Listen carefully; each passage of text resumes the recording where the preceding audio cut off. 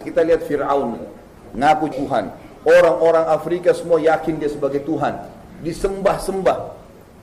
Kemudian datang Musa alaihissalam mendakwai Fir'aun 10 tahun. Hai Fir'aun, kau manusia biasa, janganlah begini. Tidak mau. Tetap Tuhan. Ngaku Tuhan, tidak mau tahu. Saya ringkaskan cerita. Allah subhanahu wa ta'ala berikan 2 cobaan besar sebelum Fir'aun ditenggelamkan. Untuk membatalkan ketuhanan dia. Yang pertama, karena tiap hari makin banyak orang-orang Mesir dan Bani Israel yang beriman pada risalah Nabi Musa alaihissalam, mengakui Tuhan Allah, menikmati yang halal, meninggalkan yang diharamkan, mengerjakan yang diperintah, tinggalkan yang dilarang. Mereka makin banyak. Fir'aun malah terganggu. Fir'aun bilang, ini Musa, ini penyihir nih. Bisa menguasai sekian banyak pengikut saya ini, berarti dia penyihir nih. Panggil Musa, dipanggil ke istana. Wahai Musa, kau ini penyihir. Saya akan tantang kamu, saya akan datangkan juga penyihir-penyihir saya. Kita lihat siapa yang hebat. Kata Musa, silahkan. Tapi saya bukan penyihir. Kata Fir'aun, pilih hari yang kau suka, hai Musa. Kata Musa, baiklah. Mau'iduna yaumuz zina. Dalam ayat dikatakan, kesepakatan kita, pertandingan itu kita lakukan di hari zina. Hari zina ini istilah dipakai pada saat itu khusus. Ada satu hari dalam sebulan Bapak Ibu sekalian, hari itu seluruh masyarakat Afrika datang sujud dan memohon kepada Fir'aun. Memang pada hari itu hari masal, datang ke lapangan yang luas, Fir'aun sudah siapkan khusus untuk itu. Subhanallah, Fir'aun setuju. Lalu Fir'aun mendatangkan Bapak Ibu sekalian, bukan 1-2 orang penyihir, 10.000 penyihir. Diiklankan, semua yang mengaku penyihir hebat di Afrika datang. Fir'aun panggil dan akan diberikan upah apapun yang mereka mau. Datanglah penyihir-penyihir ini. Di hari kesepakatan, Musa alaihissalam berdiri dengan saudaranya Harun alaihissalam. Berdiri, bawa tongkatnya.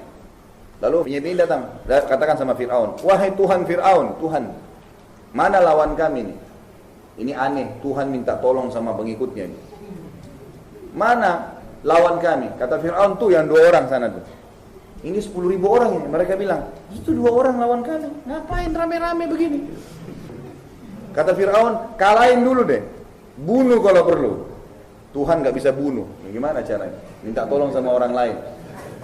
Kalau Allah mematikan kita, 1 urat sarafnya Allah tahan, selesai, mati. Gampang kalau Allah mau susahin makhluknya. Jalan pakai sepatu baru, jalannya bagus, keseleo. 2 minggu sakit. Gampang kalau Allah mau. Tiba-tiba mati. Tapi ini enggak, minta tolong. Kata penyihir, baiklah kalau begitu. Kami dapat apa? Kata Fir'aun, semua yang kalian mau saya kasih. Yang penting kalahin dulu orang ini, hilangin. Tetap saya diakui sebagai Tuhan. Baiklah. Penyihir-penyihir ini sepakat, Bapak Ibu sekalian, untuk mengeluarkan tingkat tertinggi dari ilmu sihir. Ini perlu diketahui ya. Ilmu pamungkas sihir, perhatikan, ini yang paling tinggi. Mengubah sesuatu benda, berubah dari bentuk aslinya dan seakan-akan bergerak. Hanya itu. Jadi itu ilmu tertinggi. Apa yang mereka lakukan? 10.000 penyihir Fir'aun ini mengambil tali, Bapak Ibu sekalian, ilmu tertinggi sihir, kata Allah, yukhayyalu min sihrihim annaha tas'a. Dengan sihir mereka mengubah pandangan mata orang pada saat itu seakan-akan tali tadi yang dilempar berubah jadi ular dan bergerak-gerak. Perhatikan, kalau ada orang penyihir demo seperti di depan antum, kata kuncinya begini, baca bismillah, pegang, kembali kepada bentuk asalnya. Mustahil bisa menyerang. Gak ada ceritanya tuh ularnya bisa nyerang, gak ada. Apa yang membuat penyihir Fir'aun 10.000 langsung beriman sama Allah waktu itu? Sempat Nabi Musa AS kaget lihat, ini 10.000 tali luar biasa ini. Kata Allah SWT, fa'aujasa fi nafsi khifatan Musa. Musa sempat takut sejenak. Qulna, kami katakan kepada Musa, la takhaf, jangan kau takut. Innaka antal a'la, kau pasti yang menang. Wa alqi ma fi yaminik, lempar tongkat yang ada di tangan kanan hai Musa. Talqafu ma sana'u, akan menghancurkan semua yang mereka lakukan. Innama sana'u kaidu sahir, yang mereka buat adalah perbuatan penyihir-penyihir. Wala yuflihu sahiru haitsu ata, tidak ada penyihir yang bisa mengalahkan ayat-ayat Allah. Nabi Musa AS lempar tongkatnya, berubah jadi ular besar. Apa yang terjadi setelah itu? Ini yang kata kunci rahasianya. Banyak orang tidak tahu kenapa tiba-tiba penyihir Fir'aun semuanya sujud, beriman sama Allah. Apa sebabnya? Nabi Musa AS tidak cambuk-cambuk mereka. Tongkat berubah jadi ular. Ternyata ularnya Nabi Musa AS jalan, lalu memakan ular-ular mereka. Semuanya 10.000 itu, habis semuanya. Semua penyihir tahu, ini bukan sihir ini. Karena kalau sihir nggak bisa nyerang. Ini enggak, jalan, makan. Habis semua. Kata Allah SWT, fa'ulqiyas saharatu sujada. Semua penyihir itu tiba-tiba sujud, 10.000 orang, sujud semua. Qalu amanna bi Rabbi Musa wa Harun. Kami beriman kepada Tuhannya Musa dan Harun. Ini pasti Tuhan, ini enggak mungkin buatan manusia. Apakah Fir'aun beriman? Subhanallah, tidak. Fir'aun bilang, inna hadha kabirukum. Sesungguhnya ini Musa ini penyihir kalian, guru kalian. Yang ngajarin kalian. Kok bisa kalian beriman pada dia? Saya akan potong kaki dan tangan kalian. Tapi semua penyihir sudah tahu ini bukan main-main Musa ini dari Allah ini. Maka selesai. Ternyata makin banyak pengikut Musa alaihissalam. Di sini Fir'aun malah terganggu. Bagaimana nih? Diapain lagi Musa nih? Tetap tidak mau beriman. Allah kasih peringatan sebelum ditenggelamkan. Kejadian yang lain. Perhatikan ya. Fir'aun raja yang sempurna fisik, kaya raya, semuanya tadi kelebihan sudah ada. Allah subhanahu wa ta'ala subhanallah timpahkan musim peceklik satu Afrika. Satu wilayah kekuasaan. Enggak turun hujan, kemarau panjang. Sungai Nil, sumber hidup pertama masyarakat Mesir, habis airnya, kering. Sampai dasarnya kering, enggak ada air.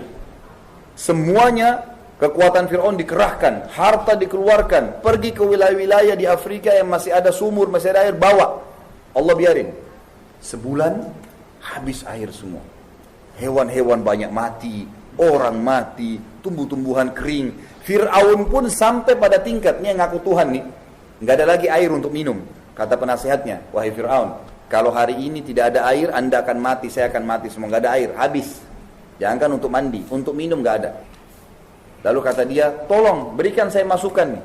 Kata penasehatnya satu orang yang berakal, dia bilang apa? Wahai Fir'aun, semua upaya sudah Anda lakukan dan kami sudah lakukan. Harta dikeluarin banyak, tenaga dikerahkan. Bahkan Fir'aun utus pasukan-pasukannya ke wilayah-wilayah, kemudian ambil air. Begitu dekat dengan Mesir, mereka kehausan, diminum sendiri airnya. Sebelum sampai ke Fir'aun nih. Kata penasehatnya begini, semua sudah kita lakukan. Tinggal ada satu cara belum. Kata Fir'aun dengan semangat, apa itu? Engkau belum minta kepada Tuhannya Musa. Itu yang belum, yang lain semua sudah. Fir'aun dengan semangat, panggil Musa. Wahai Musa, depan orang-orang semua. Kau kan ngaku punya Tuhan. Kalau Tuhanmu bisa turunkan hujan dari langit, maka saya akan beriman dengan kaum saya. Musa senyum. Dan Musa alaihissalam ini dengan hikmah Allah, kata para ulama sejarah, waktu itu berada di sebuah lokasi yang Allah buat subhanallah sumurnya banyak air. Tempatnya Musa. Tapi Fir'aun nggak tahu. Maka Musa mengatakan, wahai Fir'aun, benarkah yang kau ucapkan ini?